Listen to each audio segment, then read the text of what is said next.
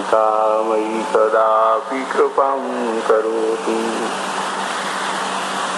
अनर्पितचरिं चिरात् करुणयावतीर्णः कलौ समर्पयतुन्नतोज्ज्वलरसां स्वभक्तिश्रियम्।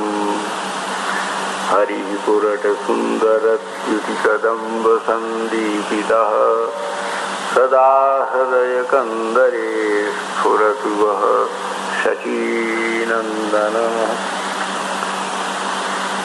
आपदामपहन्तारं दातारं सर्वसम्पदां लोकाभिरामं श्रीरामं भूयो भूयो नमाम्यहम्। नारायणं नमस्कृत्य नरं चैव नरोत्तमं देवीं सरस्वतीं व्यासं ततो जयमुदीरयेत्। सच्चिदानन्दरूपाय विश्वोत्पत्त्यादिहेतवे तापत्रयविनाशाय श्रीकृष्णाय वयं नमः। श्रीरामाय वयं नमः। नारायणं नमस्कृत्य नरं चैव नरोत्तमं देवीं सरस्वतीं व्यासं ततो जयमुदीरयेत्। कृष्णाय वासुदेवाय हरे परमात्मने प्रणतक्लेशनाशाय गोविन्दाय नमो नमः। हरे कृष्णा कृष्णा कृष्णा हरे हरे हरे राम राम राम हरे हरे। हरे कृष्णा कृष्णा कृष्णा हरे हरे हरे राम राम हरे हरे। हरे कृष्णा कृष्णा कृष्णा हरे हरे हरे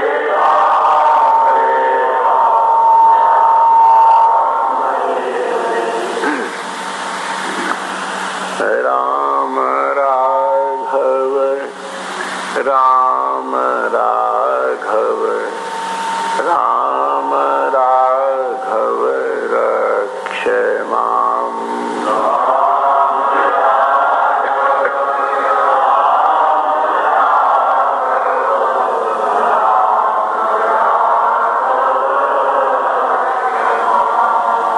कृष्ण केशव कृष्ण केशव कृष्ण केशव पाहि माम्।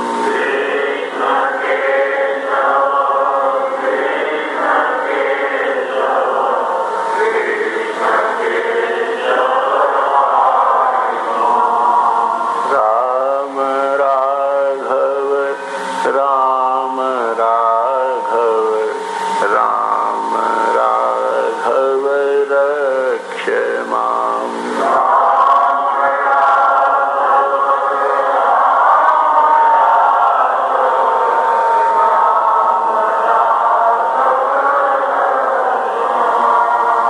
कृष्ण केशव कृष्ण केशव कृष्ण केशव पाहि माम्।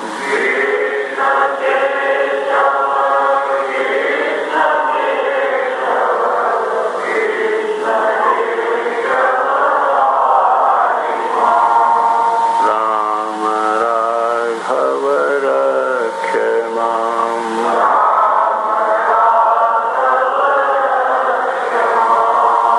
कृष्ण केशव पाहि माम्।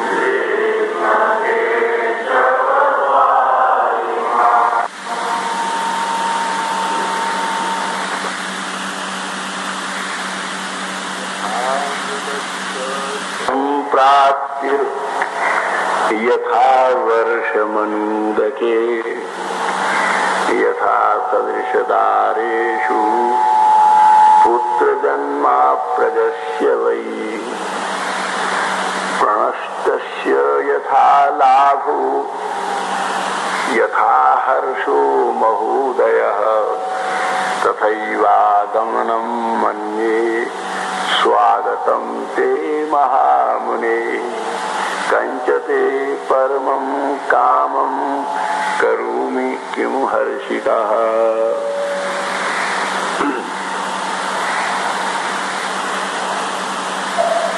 कल भगवान के प्रादुर्भाव का प्रसंग प्रकीर्तित हुआ। 12 वर्ष पर्यंत महाराज के यहाँ, क्योंकि अयोध्या में 12 का बड़ा महत्व है। सूर्य की 12 कलाएं हैं, वे उसी 12 कलाओं में परिपूर्ण है और यह सूर्य वंश है। इसलिए 12 यहाँ अति मांगलिक है। और जिन भी प्रसंगों का जहाँ भी परिगणन हुआ है वहाँ 12 को विशेष रूप से महर्षि ने महत्व दिया। तो 12 वर्ष पर्यंत श्री रघुनाथ का बालकपन, बाल क्रीड़ा, अनेक अनेक चमत्कारिक, अनेक अनेक काकभूषण आदि महात्माओं के ऊपर अनुग्रह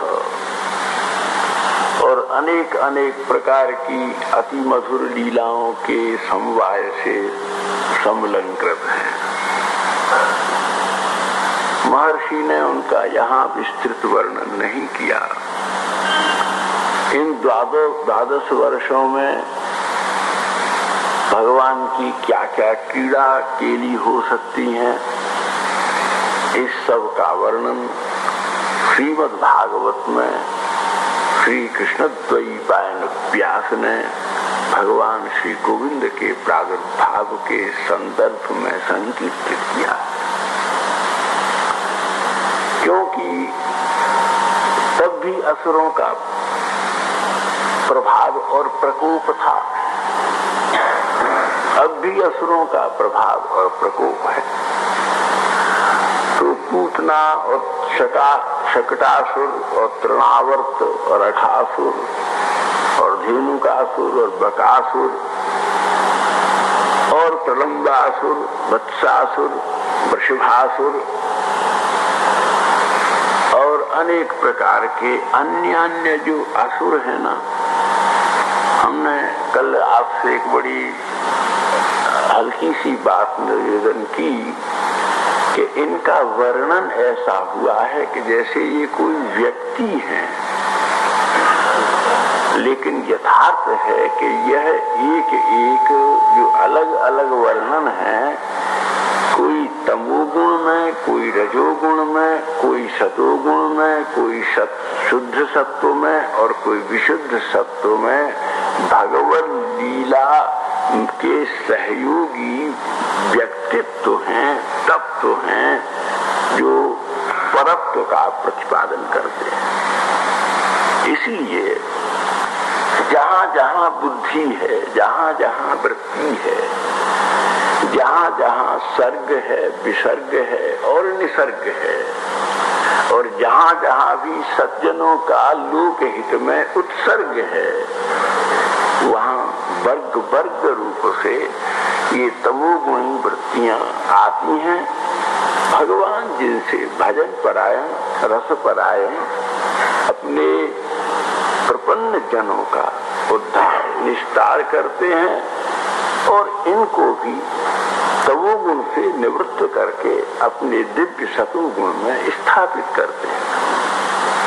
इसलिए इन सब के चरित्रों का भगवान के प्रति अवतार के साथ में इनका संयोग किया जाता है। कहीं ये गंगा की तरह से उच्छलित है, कहीं ये यमुना की तरह से उसमें विलीन हो रही हैं, और कहीं कहीं ये सब तत्व सरस्वती की तरह से अंतर्गुप्त होकर के प्रवाहित हो रहे हैं। अब कहाँ, किस अवतार में, किस प्रयोजन में, किस अनुग्रह में, किस संदर्भ में, किस विशेष अपने संकल्प से भगवान किन किन चरित्रों को कहाँ कहाँ किस किस संगति से प्रकट करते हैं, ये भगवान की अपनी अनुपम केली और लीला की दिव्यता के ही अनुभव करने वाले महान भावों का बोध्य पदार्थ है। अन्य जन इसकी कल्पना नहीं कर सकते। वे हमारे जैसे लोकवत प्रतीत हैं, लेकिन लोक प्रतीप हैं। ऊपर से स्वरूप में प्रतीति होने पर भी स्वभाव की प्रतीकता अविच्छिन्न विराजित है। इसलिए दर्शन शास्त्रों के स्वाध्याय से ही पुराण परिकल्पों का, काव्य परिकल्पों का स्वादन श्रेष्ठ जन कर सकते हैं। क्योंकि भगवत लीला जहाँ एक दिशा में बहती सी लगती है, वहाँ सब दिशाओं का विमोचन करती है। वो सर्वत्र है, सर्वकाल है, सबके भीतर है, सब प्रकार से है। इसलिए भगवत लीला परधि अवधि रहित है। भगवत लीला का रस नेत्र मूंद करके समाधिस्थ होकर के ही श्रेष्ठ जन उसका उपभोग, आस्वादन और उसके द्वारा शिक्षा, दीक्षा तथा आचरण की शुद्धि और सिद्धि प्राप्त करते हैं। ये इसकी परिभाषा है। इसलिए 12 वर्ष को लांघने के लिए उसके सिद्धांत का पुल बनाना जरूरी था, क्योंकि महर्षि ने अपने प्रत्येक अवतार की चमत्कारिकता को अक्षुण्ण रखा गया। और भगवान ये चारों बंधु, श्री राम, श्री लक्ष्मण, श्री भरत, श्री शत्रुघ्न, चारों एक दूसरे में सन्निहित हैं, सन्निविष्ट हैं और तन्मय हैं। परंतु ये दोनों की अपनी अपार प्रीति है, और उस प्रीति में भी लोक शिक्षा है। क्योंकि हम लोगों को शिक्षा के संदर्भ में श्रवण करने से लाभ है, क्या प्रेरणा है, क्या हमारे लिए संदेश है, हमको किस स्थिति में स्वरूप में प्रतिष्ठित करने का ये उपाय है, और हमको इससे अपनी चेतना का लोहत द्वार खोल करके आत्मानंद की दिव्य रस राशि को कैसे प्राप्त करना, इसके लिए एक उत्साह है, एक उत्कंठा है और एक उद्भावन है। ये प्रयोजन आचार्य लोग कहते हैं। क्योंकि देखो, हिंदी में नहीं होने के कारण संस्कृत हिंदी के विद्वान उससे अपरिचित हैं।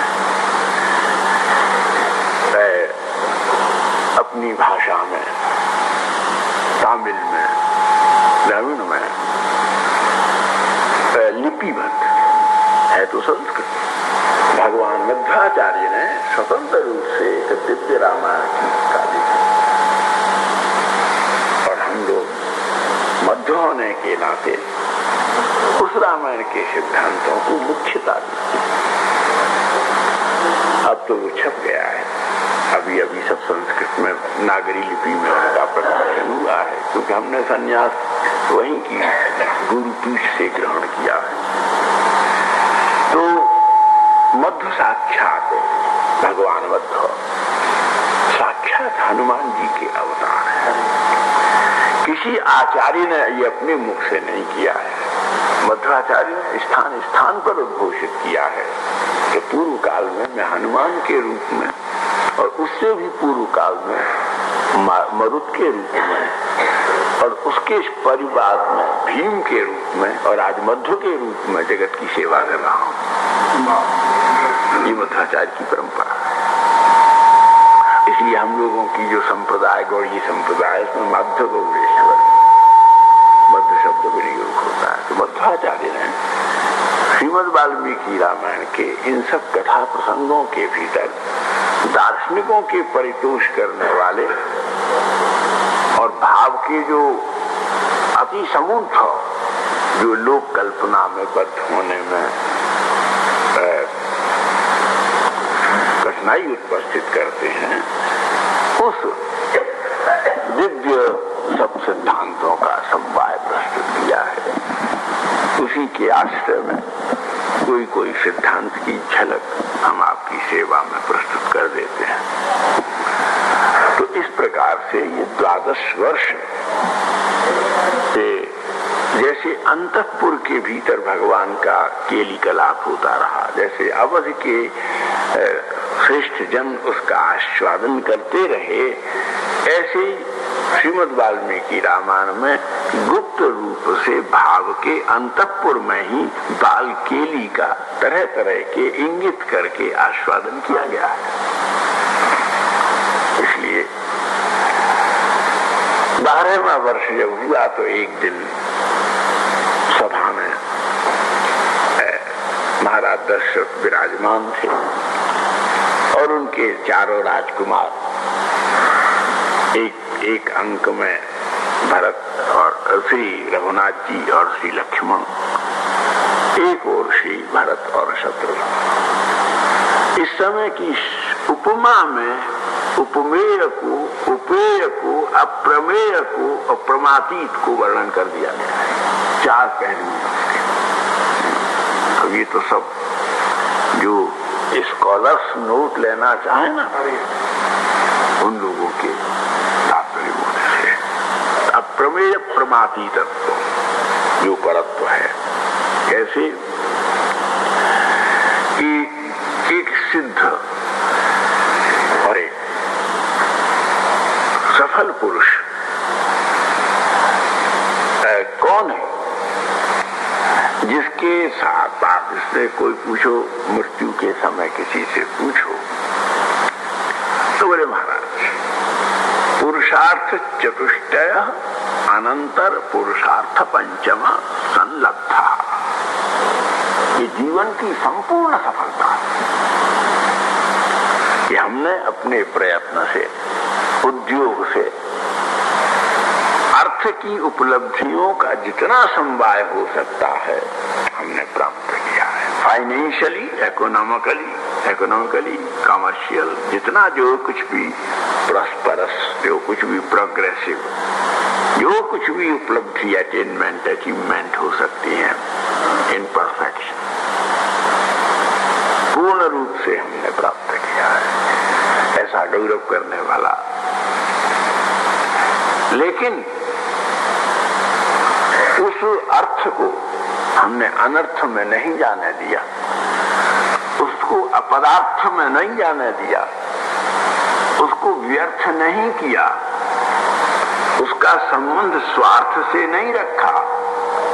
वो अर्थ भी परमार्थ के साधन का परमतम उपाय होकर के रज और तम की सीमाओं को अतिक्रमण करके हमारे स्वभाव के शुद्ध सत्व का सहयोगी होकर के हमारे पास रहा।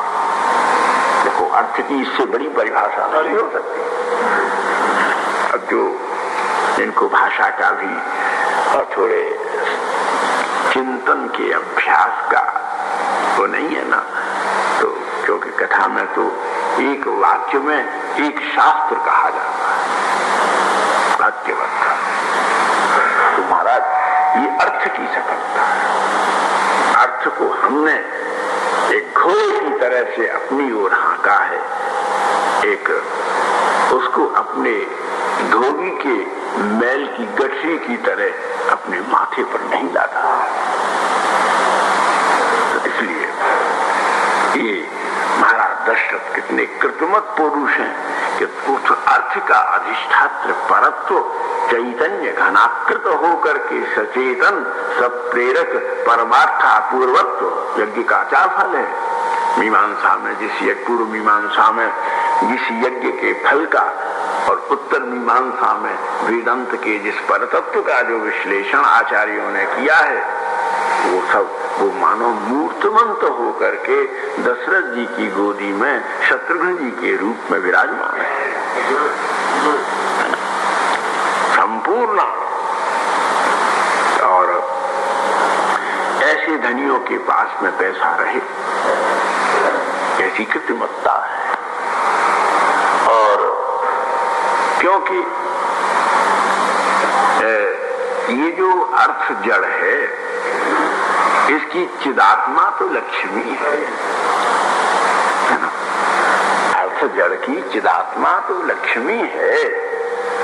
तो जब अर्थ को तो तुम जुआ में, शराब में, किसी की हिंसा में और उनमें जब करोगे, नष्ट करोगे, तो चिदात्मा तदधिष्ठात्री जो लक्ष्मी है वो दुख होकर के जैसे हवा से हिलते हुए व्रंत को छोड़ करके विहग दूसरे व्रंत का ग्रहण करता है, ऐसे ही लक्ष्मी भी इस हाथ को छोड़ करके किसी उदार पारमार्थिक के हाथ पर जाकर के विश्राम करती है। इसलिए ये अर्थाधिष्ठ। और फिर काम, देखो हम लोग बात को नहीं समझते। कुछ लोगों ने इसको बड़े छोटे, गंदे और बड़े बद्ध दूसरे परिवेश में इसकी परंपरा बना दी, परिवेश बना दिया। काम नाम है जीवन शक्ति का, अंतश्चेतना का, स्फूर्ति और स्फूर्ति, ऊर्जा और समज्ञा, चारों का प्रस्फुटन नहीं है तो वो तो नपुंसक है, वो तो शक्तिहीन है। कोई लड़की में इस प्रकार का यदि अभाव हो तो वो किसी मेडिकल हॉस्पिटल में इलाज का पात्र है। वो जीवन की ऊर्जा है, लेकिन उस ऊर्जा का आप प्रयोग कहाँ कर रहे हो? यदि वो तुम्हारे मस्तिष्क के पहाड़ से गिर करके नीचे खारी समुद्र में, विषय समुद्र में मिल रहा है तो कितना बड़ा दुर्भाग्य है। और कहीं यमुना की तरह से वो नीचे से बहता हुआ ऊर्ध्व शून्य चक्र में अवस्थित होकर के ब्रह्मनाभ को उद्भावित कर रहा है तो इस काम की ऊर्जा जय जयकार हो जाए।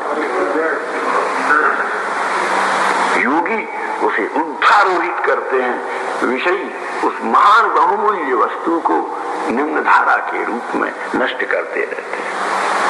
काम ईश्वर है, काम व्यू है, काम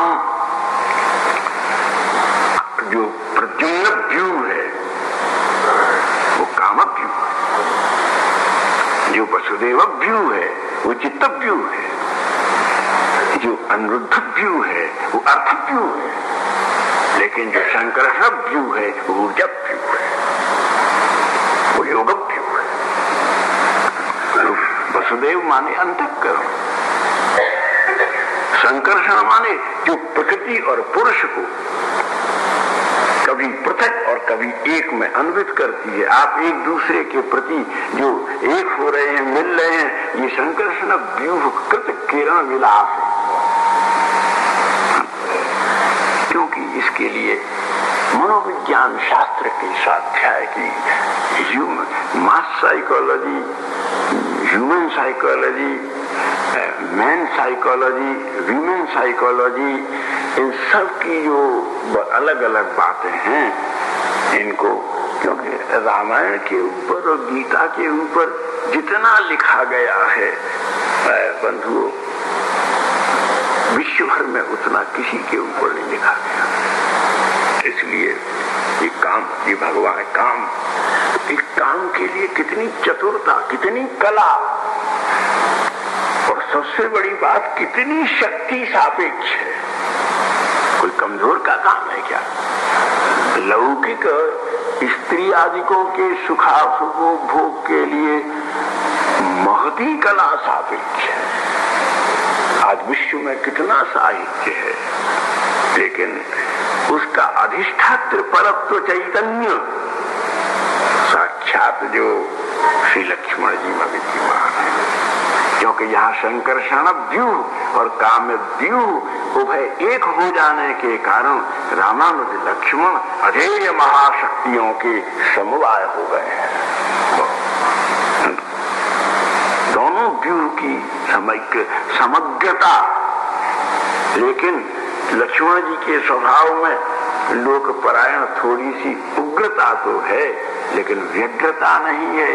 काम जब संकर्षण व्यूह परत्व भूमिका से पृथक होता है तो उग्रता के साथ साथ व्यग्रता भी होती है और वो पतन का कारण हो जाती है। लेकिन व्यग्रता विहित जो समुग्रता ऊर्जा का है, उसके विलास से निरंतर निरंतर उत्कंठा, उत्साह और अनवरत उल्लास रघुनाथ सेवा का लक्ष्मण के दिव्याति दिव्य सर्वांशु विभाजित श्री विग्रह से अनवरत उच्छलित होता रहता। इसलिए सर्वाणी जीव लक्ष्माणी संति तत्व, जीव के ऊर्ध्वारोहण के, ऊर्जास्वित होने के, ऊर्जा संपन्न होने के, संपूर्ण प्रकार के उत्सर्गा क्रियाभिराम होने के जो विशेष वेदांत सांख्यादिकों में जो सुलक्षण समुद्र शास्त्र में नायिका वेद के आनखशिक तत्वों में जो वर्णन किया गया है, वे सबरे लक्ष्मण यथावत मूर्तिमंत होकर के श्री लक्ष्मण में, और वो लक्ष्मण श्री दशरथ जी की गोदी में बैठ करके कृतार्थ कर रहे हैं। इसलिए अर्थ एक पुरुषार्थ चतुष्टय में अर्थ। अगर संसार में समाज में पैसा नहीं है तो कुछ नहीं है। अर्थ अपेक्षित है, और अर्थ को प्राप्त करने में, काम को प्राप्त करने में मनुष्य का परम पुरुषार्थ होता है। लक्ष्य यही दो है संसार में रह करके, और तो आप कल्पना में, विडंबना में पड़ गए हैं, लेकिन इसने अर्थ प्राप्त नहीं किया। और अर्थ की तीन गति भगवान ने निश्चित की है। भोग लो जम करके। सनातन धर्म भोग की निंदा नहीं करता, जैन धर्म निंदा करता है। इस पर बौद्धों ने आक्षेप किया है, जो प्राप्त होने पर भी भोग नहीं करता। जैसे मोहन भोग मैया रात दिन परिश्रम से बनाए और बच्चा नहीं खाए तो मातृमन को जितना कष्ट होता है, इन बनाए हुए भोगों को यदि आप चतुरता से नहीं भोगते हो तो गोविंद दुखी हो जाते हैं। इसलिए महाप्रभु गौस्तंभ के सहारे खड़े हो गए, अनासक्त होइया करो विषय हुई। विषय और भोग कहीं बुरे नहीं है, उनमें जो आसक्त होना। नदी बुरी थोड़ी है, बह रही है, अरे लेकिन नदी में उतरने के पहले तैरना सीखो। कानून तब लागू हो जाएगा जब नदी में डूबने का उपक्रम करोगे। तैरने वाले को पुलिस कुछ नहीं कहेगी, नौकारोहण वाले को कुछ नहीं कहेगी, लेकिन अगर विषयों में पुत्र की ममता में, स्त्री की ममता में, परिवार परिकर परिच्छद प्रकृति की ममता में यदि तुम डूबोगे तो अवश्य में ईश्वरीय कानून तुम्हारे सामने अगति के रूप में उपस्थित हो जाएगा। इसलिए आसक्ति बुरी है। आसक्ति माने डूबना। इनमें बहुत आसक्त हैं, ज्यादा डूब रहे हो, अपनी बुद्धि तुम्हारी ज्यादा डूब गई है। तैरो, ये शोक में ज्यादा डूब गए तुम, ये ठीक नहीं है, तैर जाओ। एक भंवर आ गया शोक का, एक लहर आ गई काम की, एक इसमें आसक्त जो होगा वो दुखी होगा तो निश्चय ही, लेकिन अपने पास में रहने वालों को भी जीने नहीं देगा। इसलिए अन्य के हित में शोक का त्याग करो तो महाराज ये त्याग भी तुम्हारा भविष्य के शोक के निवारण का उपाय हो जाएगा। इसलिए ये जो रामायण की जो बात है ना, ये चिकित्सा है, व्यास के द्वारा तुम्हारी शुश्रूषा है, साधक के द्वारा तुम्हारी जिज्ञासा है, और वेद के द्वारा इसी को अन्वीक्षा कहा है। ये अन्वीक्षकी है, आध्यात्मिक विद्या है। तो इसलिए लक्ष्मण परम पुरुष और महाराज साक्षात जो पोषणम करोति थी भरता, तुम काम है चाहे अर्थ है, इसको श्रुति के अनुसार, वेद के अनुसार, अर्थात देखो एक रूपक आपको देखते हैं, संग रूपक कहने में तो समय लगा, निरंग रूपक में प्रतिपादन करते हैं कि अर्थ और काम दो घोड़े हैं, लेकिन घोड़े अरेबिक हॉर्सेस, बहुत महाराज घोड़ा तो यूं खड़ा हो जाता है सवार को, तो इन घोड़ों के बीच में लगाम घेरो, श्रुति के यहां से ला करके श्रुति कहे वो क्या करो, बोले सत्संग करो। सत्संग में क्या मिलेगा, बिनु सत्संग और विवेक न होई, और बिनु हरि कृपा सुलभ नहीं सोई, भाग्योदयेन बहुजन्म समर्जितेन सत्संगमेन लभते पुरुषो यदा। इस लोक के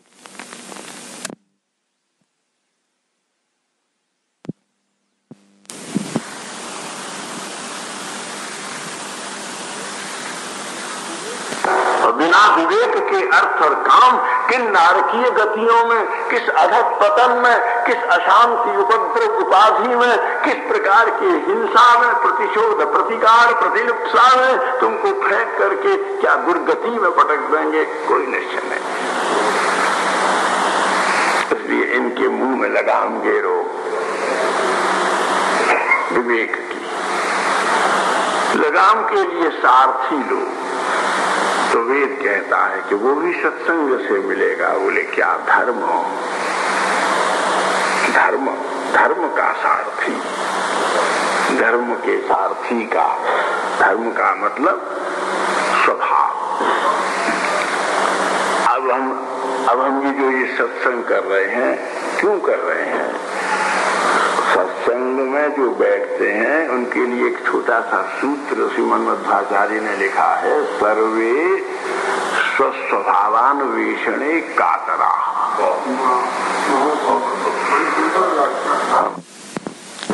सब लोग अपने अपने स्वभाव को ढूंढते हुए सत्संग में आकर के अपनी अपनी विकलता व्यक्त कर रहे हैं। सर्वे गवेषणा अन्वेषणा कातरा सत्संगे समायांति। वे सत्संग में आते हैं। यहाँ क्या मिले कि आज जो दूसरे हमें स्वभाव दे गए हैं, बात बात में रोना, बात बात में हंसना, दुखी होना, भूख में कातर, प्यास में कातर, किसी के विरह में कातर, किसी के मिलन में कातर, किसी के जन्म में कातर, किसी के मरण में कातर। तो ये सर्वे अनवे, अब ये क्या है? बोले ये हमारा जो शीतोष्ण सुख दुखेशु तथा मानापमानयो हो, ये जो सब प्रकार के विकारों से, व्यतिरेकों से, व्याघातों से, विपर्ययों से, ये जो हमारा विनिर्मुक्त जो एक शाश्वत अनिर्वचनीय दिव्यानंदमय रसमय चिन्मय जो हमारा स्वभाव आज इन विषयों के पथ पर आकर के जो खो गया है, उस खोए हुए सो जैसे किसी स्थान पर जाते हैं, वो रेल के ऑफिस में जाते हैं, हमारा कंपार्टमेंट रह गया, अटैची रह गई, आपके स्टोर में जमा तो नहीं है। ऐसे ही सत्संग में आकर के हम खोजते हैं कि हमारा स्वभाव खो गया था, यदि इस सत्संग में हो तो हमको प्राप्त हो जाए, तो हम इन दुनिया वालों के लिए न रो करके गोविंद के प्रेम भगवान को प्राप्त करते हैं ना। सर्वे क्या बात भगवान में है, सर्वे स्वभावान वेषणे कातरा तत्र समाया।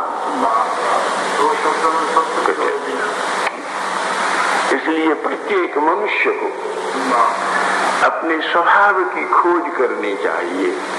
और भरता इसका मतलब है कि सबके भीतर उस असद और अपहृत दो चीज। देखो, हम ये व्यर्थ की भाषा नहीं बोल रहे, आप नहीं जानते, लेकिन ये क्योंकि पारिभाषिक शब्द है दर्शन शास्त्र के। अपहृत और असद यानी जो मिथ्या रूप से आरोपित हुआ है, और असत्संग के द्वारा जो अपहृत माने हरण कर लिया गया है, ऐसे अपने स्वभाव को पुनः मानसरोवर में मिला करके स्वच्छ करके, यानी कृष्ण संकीर्तनेन, कृष्ण नाम, कृष्ण लीला श्रवणेन, दर्शनेन, आप उसको परिशुद्ध करके फिर अपने भीतर धारण करो। इसमें धारण करने में आप पर जो शक्ति का अनुग्रह करेंगे सो भरता। भरत की साधारण बात चुप रहा, ऐसा जो करते हैं तो भैया भरत है। अगु साक्षात श्री महाराज दशरथ के अंक में चारों वेद, महाराज वेद का मतलब संपूर्ण ज्ञातव्य ज्ञेयत्व ज्ञान प्रमाण दृष्टातृत्व परत्व विलसति यत्र सवेद। जो ज्ञातृत्व वैशिष्ट्य, ज्ञातव्य वैशिष्ट्य, ज्ञान वैशिष्ट्य, अपरिच्छिन्न अविच्छिन्न सर्व विनिर्मुक्त, जो सब अंतराय अंतर विरहित, जो नित्य शाश्वत संसिद्ध जो परमतम ज्ञान है, वही वेद। और उस वेद की जो परासीमा है, पराकाष्ठा है, उसी को वेदांत कहते हैं।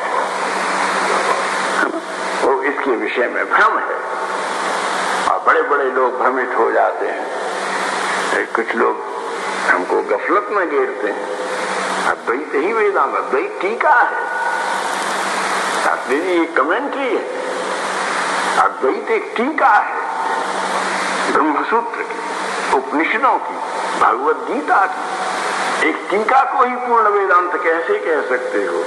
मध्व का शुद्ध द्वैत, वल्लभ का शुद्धाद्वैत, रामानुज का विशिष्टाद्वैत, गौड़ियाओं का अचिंत भेदाभेद, रामानंद का आनंदाद्वैत और निम्बार्क का भेदाभेद, ये सब टीका है। ये वेदांत थोड़े ही है, वेदांत की कमेंट्रीज है। वेदांत तो केवल ब्रह्मसूत्र है और ब्रह्मसूत्र का परिवेद केवल श्री गोविंद है। गोविंद प्रवृत्ति ही उसका परिवेद है। इसलिए संपूर्ण वेदांत की सीमा क्या है बंधु? श्री कृष्ण शरणागत।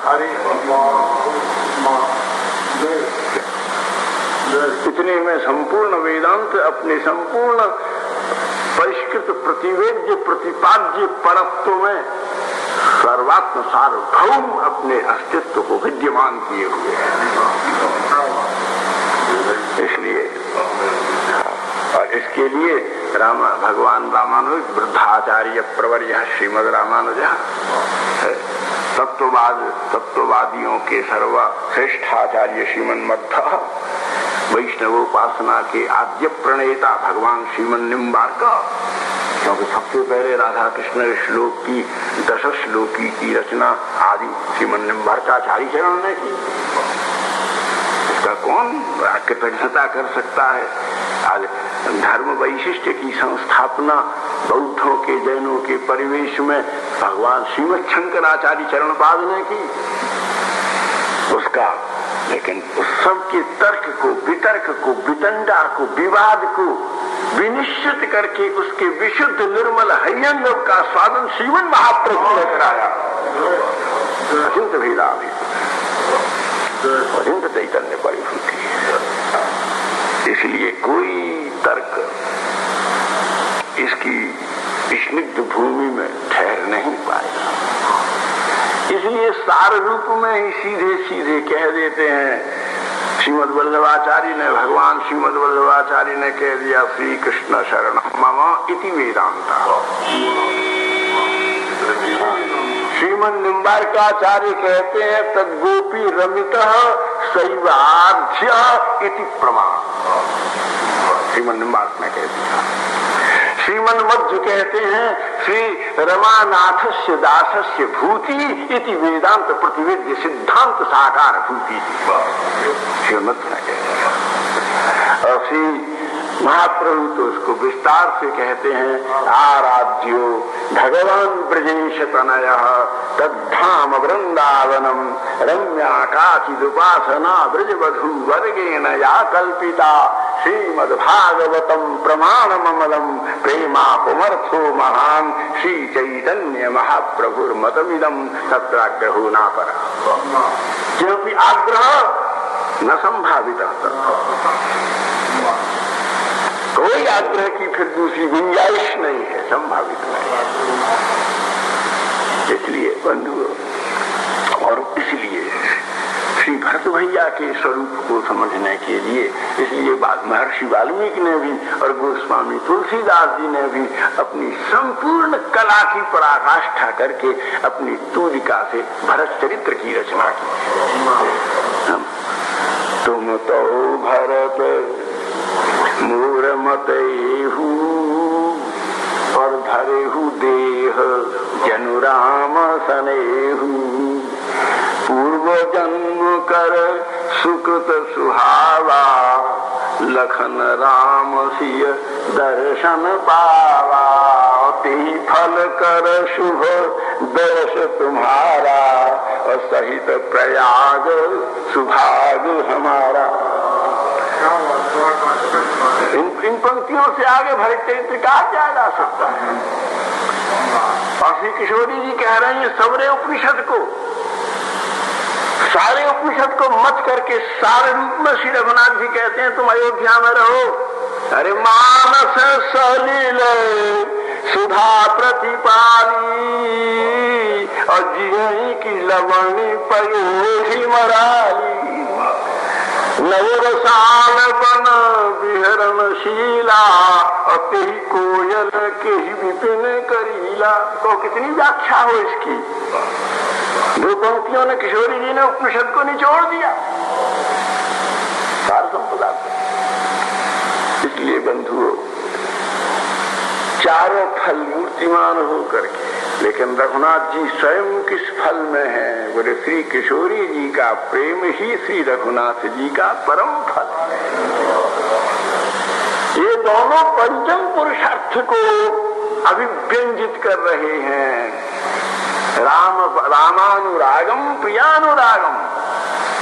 अयोध्या वाटिका के भीतर बैठी हुई श्री किशोरी जी रघुनाथ के विरह में कातर हैं, लेकिन दंडकारण्य के वृक्ष की छाया में किशोरी के विरह में पागल होकर कातर होकर के रघुनाथ प्रिया प्रेम की संपूर्ण पराकाष्ठाओं को परिवर्तित कर रहे हैं। ये पुरुषार्थ की पराकाष्ठा है। इसलिए पुरुषार्थ चतुष्टया और प्रेमा पुमर्थो महान। महाप्रभु के शब्दों में प्रेम पंचम पुरुषार्थ है। इसलिए महाराज दशरथ जी की गोदी में पांचों पुरुषार्थ मूर्तिमंत विद्यमान हैं। इसीलिए बड़े बड़े तपस्वियों के भी अधिष्ठात्र पर तपस्वी चूड़ामणि विश्वामित्र आज दशरथ के द्वार पर भिखारी होकर के आ रहे हैं।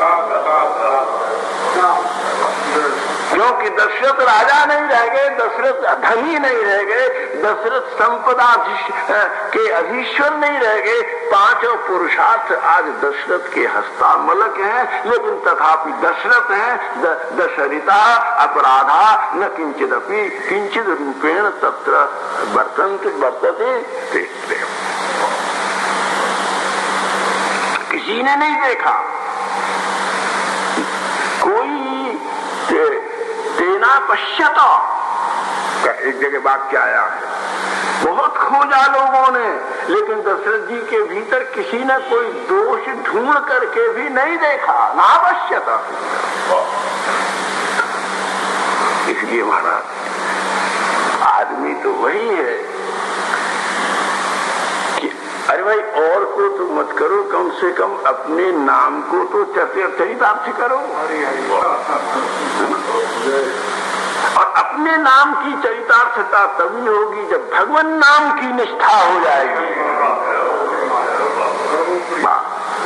नाम उन्हीं का रहेगा जिन्होंने जीवन में गोविंद का नाम लिया है। उनके नाम को कौन पूछेगा, चाहे कितने बड़े धनी हो, राजा हो, आक्रांता हो, विजेता हो, प्रमा संपन्न हो, नाम तो उन्हीं का है जिन्होंने जीवन में गोविंद का नाम लिया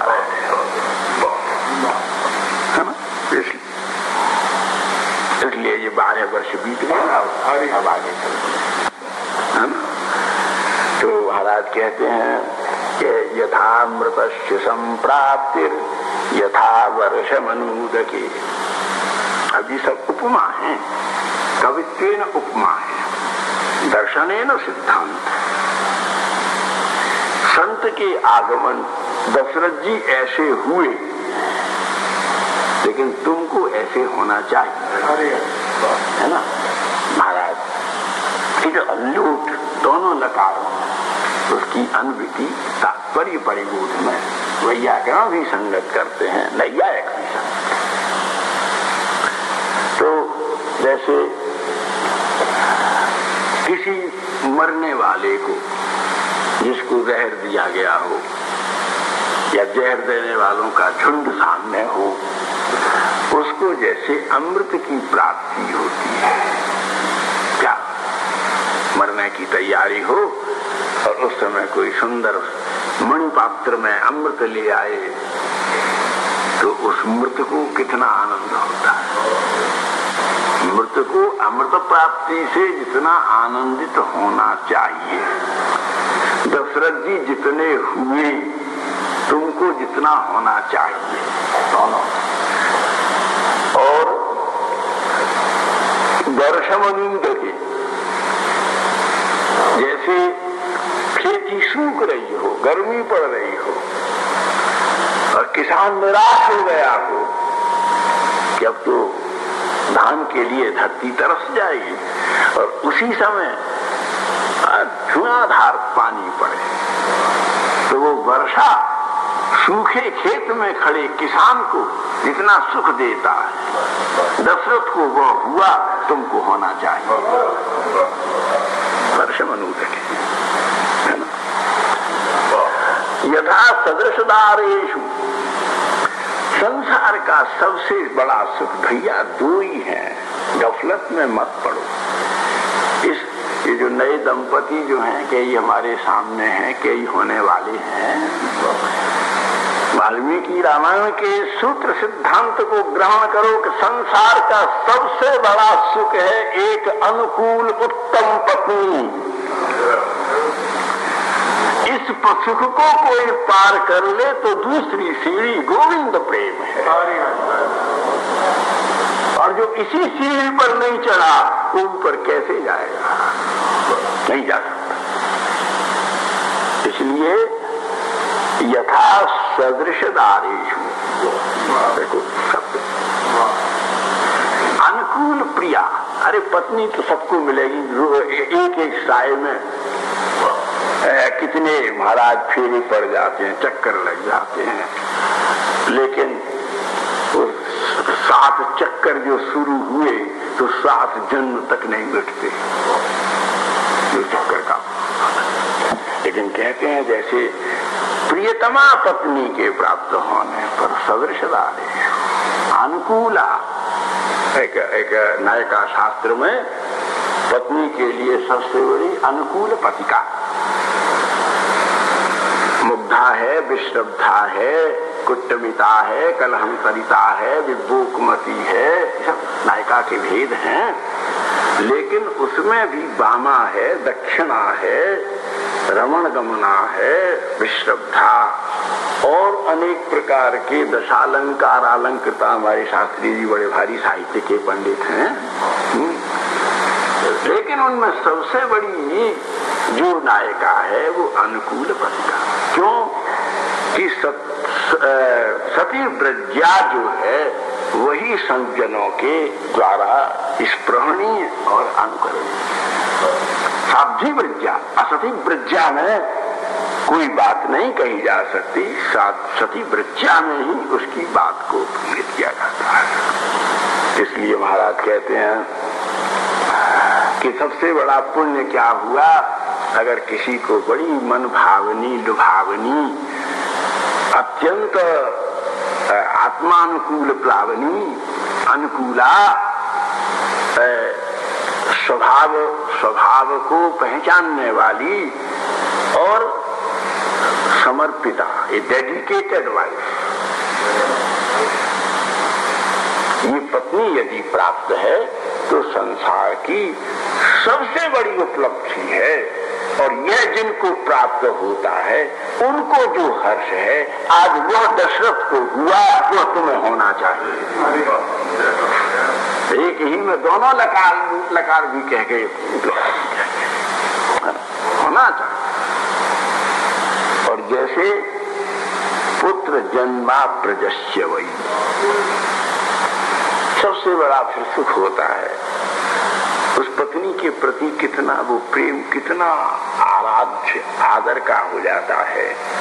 जो पत्नी अपने पति को एक निमित्त मान करके प्रारब्ध की और प्रकृति की भूमिकाओं के अन्वय से उपराम प्राप्त करके संसार को आश्रय देने वाले एक महान पुत्र को जन्म देती है, वो माता कितनी भाग्यवती है जिसने महापुरुष को जन्म दिया।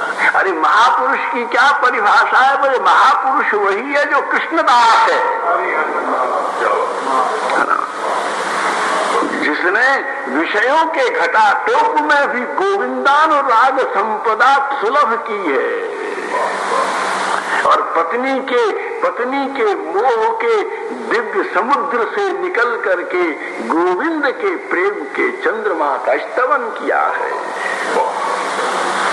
धन्य तो इसलिए एक महान पुत्र के आगमन से जैसे दंपति को एक पुत्र तो सबको ही प्राप्त होता है, लेकिन डुबोने वाले ही पुत्र हैं। लेकिन तुम नरक से संसार रूपी दुख से निवटारा दो। एक पिताजी वृंदावन जाते हो रोज, जा तुम्हारी बेकार का खाते हो बैठे बैठे, दुकान देखा करो, वहां बैठा करो। वो तुम नरके निपाते की पुत्र, वो बेटा ढकेल करके अपने बाप को नरक में फेंक रहा है। वो पुत्र ही पुत्र है। पिताजी आप दुकान पर क्यों बैठे हो, आप मेरे पुत्रत्व को कलंकित कर रहे हो। लोग क्या कहेंगे कि मैं असमर्थ हूँ, नपुंसक हूँ, फिर बूढ़े बाप से काम ले रहा हूँ। आपका काम दुकान पर बैठना नहीं है, जाइए आप वृंदावन में जाकर के राधा माधव की मंगल कथा रस का आस्वादन कीजिए। ये पुत्र का धर्म है। पिता कहे देखो मैं बेटा निकाल ले आए, बोले गोविंद की गोदी में ढकेल रहा है, कोई नरक में थोड़ी ढकेल रहा है। तो भगवत उन्मुख करे यदि वो नरकात्राय किसी शोक में, किसी मोह में रहो। क्या तुम ये प्रकृति के शोक में पड़ी हो, सत्संग को लज्जित कर रहे हो, गुरु की नाक झुका रहे, कट काट रहे हो, अध्यात्म का माथा झुका रहे हो। इस परिस्थिति के लिए ही तो सत्संग के शिविर में तुमको ट्रेनिंग दी गई थी, तुम फेल हो रहे हो। हरि हरि,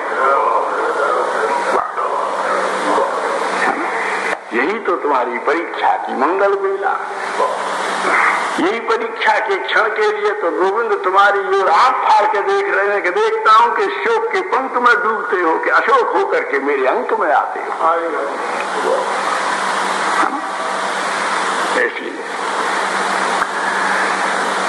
इसलिए श्रीमद् भागवत में योगेश्वर कवि ने एक शब्द में जनक महाराज से कहा, सत्संगा सेवधीर नीनाम नीनाम सेवधी शंकरोती संपूर्ण मंगलायतन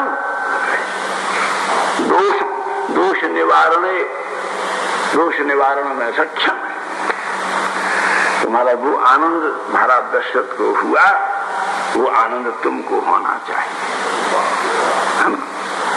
और किसी को जीवन में भूखा मरा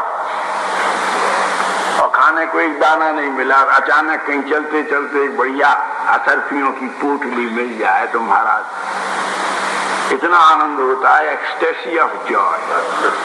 हाँ, इतना आनंद होता है कि कहीं प्राण को हासिल हो जाए।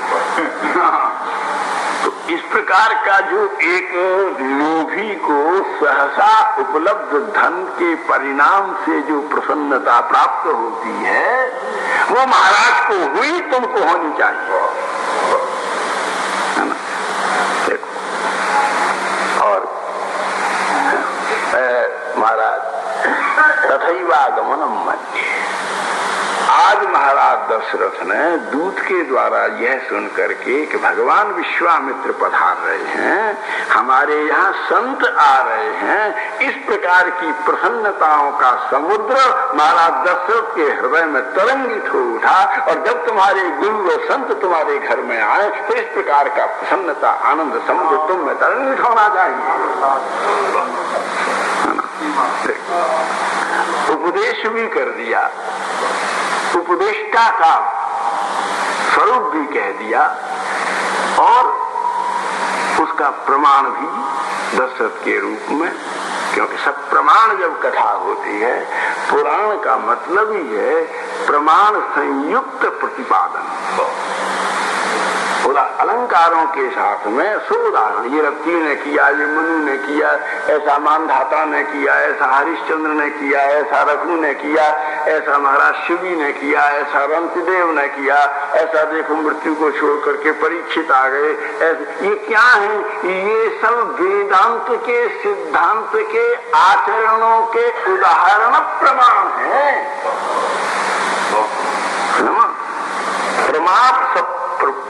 प्रमाण के बिना परितोष प्राप्त नहीं करती, इसलिए प्रमाण को प्रतिपादन करने में ही कथा वस्तु की संगति है, उसका प्रत्याहार। इसलिए महाराज बड़े प्रसन्न हुए। विश्वामित्र जी आए, बुलाओ। महाराज दशरथ खड़े हो गए, वशिष्ठ हमने उनका स्वागत किया। तो अब सामने से आ रहे हैं तो प्रणाम वशिष्ठ जी को करना चाहिए, इनको विश्वामित्र जी को प्रणाम करना चाहिए। महाराज दशरथ ने उनकी ओर पीठ कर ली। विश्वामित्र जी चकित हो गए, लेकिन चूकते कालज्ञ थे, मूर्ख होता तो शिकायत करता। उन्होंने मुस्कुरा दिया। वशिष्ठ जी ने कौतुक किया। विश्वामित्र विस्मित हुए, रामादिक सब जो है वो चमत्कृत हुए, प्रजाजन जो है वो किम कर्तव्य विमूढ़ हुए, महर्षिगण जो है वो प्रश्नवाद चित्त में चली गई। बोले क्यों? बोले क्रिया लोकाचार से पृथक हो गई, परंपरा पृथक हो जाने के कारण से लोग चकित चमत्कृत स्तंभित हतप्रभ और हतबुद्धि। हमारा 2 कदम आगे बढ़े और जाकर के उधर प्रणाम किया, साष्टांग प्रणाम किया। पश्चात विप्रेंद्र मद्राक्षम सुप्रभाता निशा मम पूर्वम राजर्षि शब्देन तपसा द्योतित प्रभा। देखो कूट है इसमें, कहा कि देखो सब लोग देखिए, महाराज ने वहां जाकर के पृथ्वी पर माथा रख करके और साष्टांग प्रणाम किया, जय हो जय हो। तो किसी ने कहा महाराज महाराज विश्वामित्र जी तो इधर खड़े हैं, आप प्रणाम उधर कर रहे हैं। बोले पहले उसको प्रणाम करना चाहिए जिसकी कृपा से यह सुयोग प्राप्त है। गुरु इसलिए वंदनीय है कि वो गोविंद के मिलन का हेतु है ना। गुरु गोविंद दोनों ठड़े कृपा, बलिहारी गुरु आपकी गोविंद ये मिला। तो बोले आप प्रणाम किसको कर रहे हो? बोले मैं प्रणाम उस जाती हुई रात्रि को कर रहा हूँ जो संत मिलन का प्रभात दे गई है।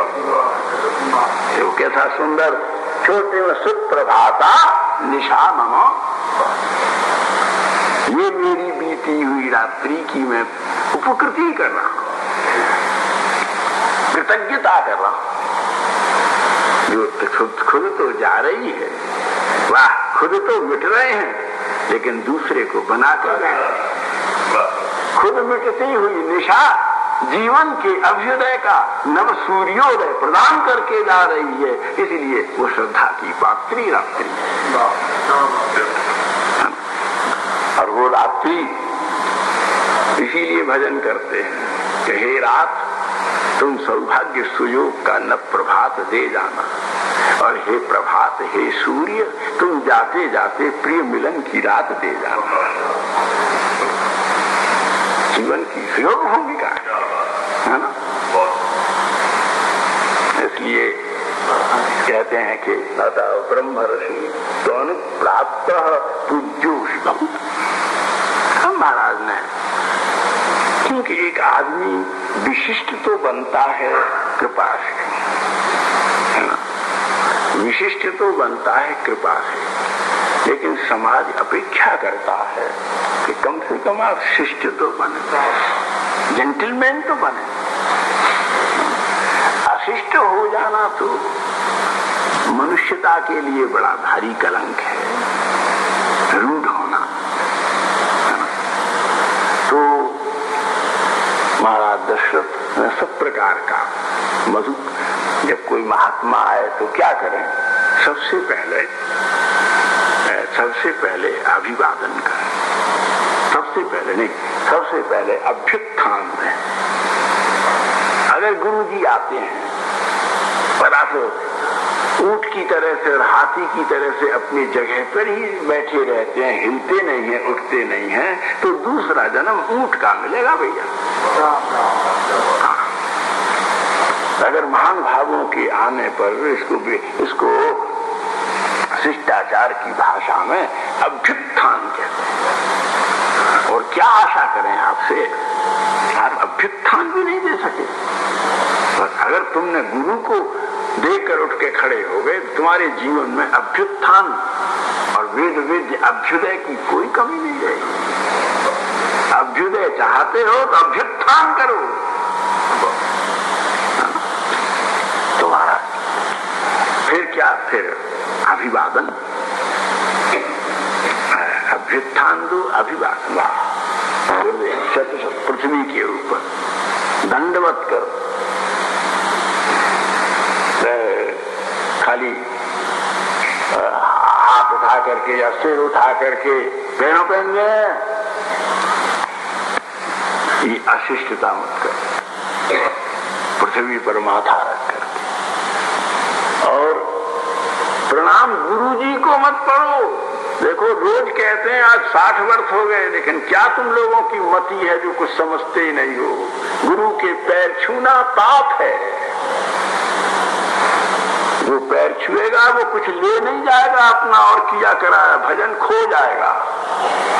आप नहीं समझते, इसलिए भय न प्रीति न हो। अरे प्रणाम गुरु को नहीं है, प्रणाम गुरु की चरण रज को है। रजेन परिशुद्धति रजसा कृति भोजराज। चंपू में कहते हैं कि अहिल्या में रज की हुई विकृति थी जो आज रघुनाथ के चरण रज से दूर हो गई। महापुरुषों की चरण रज माथे पर धरो। ये खाल बाल क्यों नोचते? तो इसलिए महाराज श्री दशरथ जी और ये दशरथ जी ने अभ्युत्थान दिया और फिर सुंदर अभिवादन किया। जय गुरुदेव।